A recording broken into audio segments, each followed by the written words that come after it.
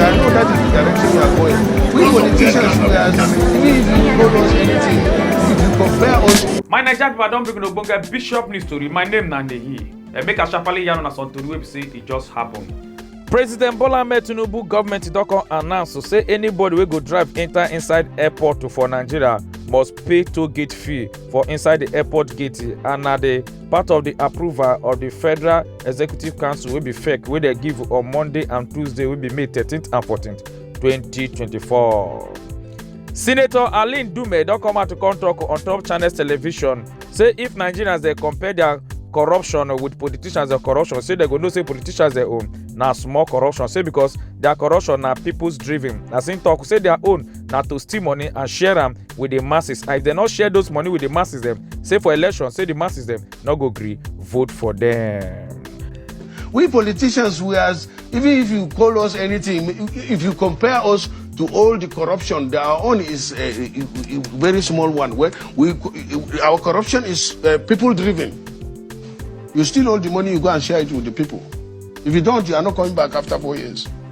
The Kano State Hisbah board don come ban all male DJs dem, say make dem not play for any party or event wey be say women dey plenty pass, as they come hold meeting with all the DJs wey dey for inside Kano State, wey make all of them come agree say they don't go play for any party wey be say male and female dey for inside.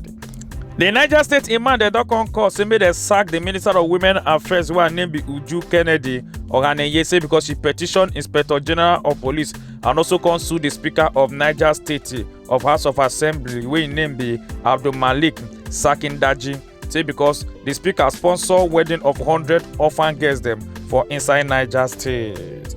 Other Islamic organizations in Niger State have given an ultimatum of 7 days to the Minister of Women Affairs, Uju Kennedy, to withdraw statements and threats issued against the Speaker, Niger State House of Assembly, Abdul Malik Sakindaji.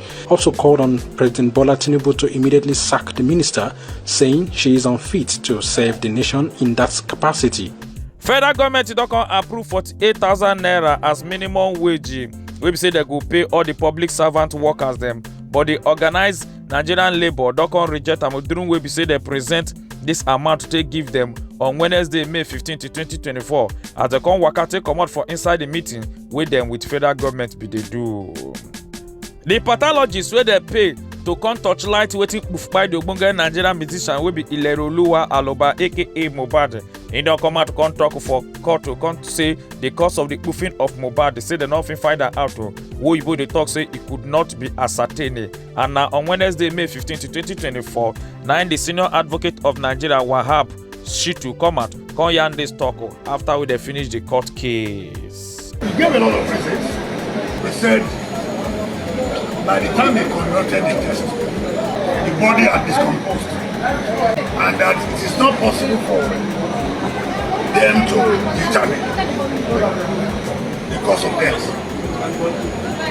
So in summary, he's saying the cause of death cannot be ascertained.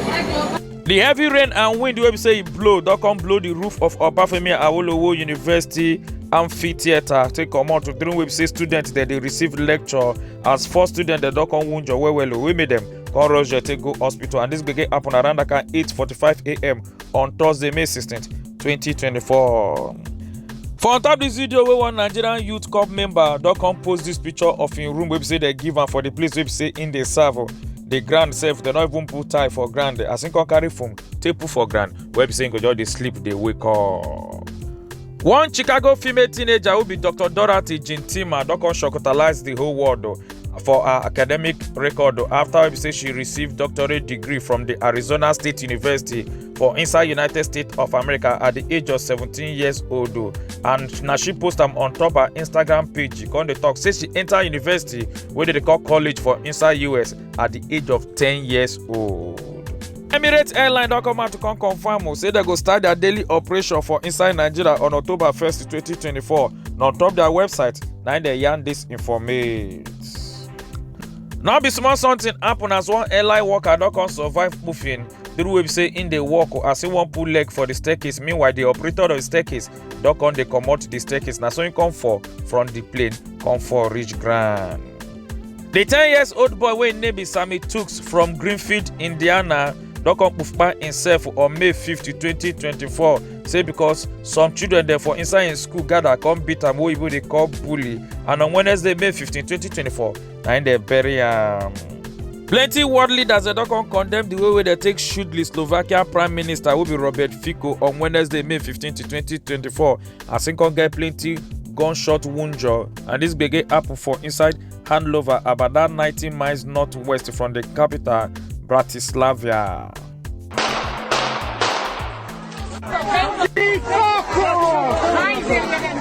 The 59-year-old was dragged to his car, apparently hit multiple times.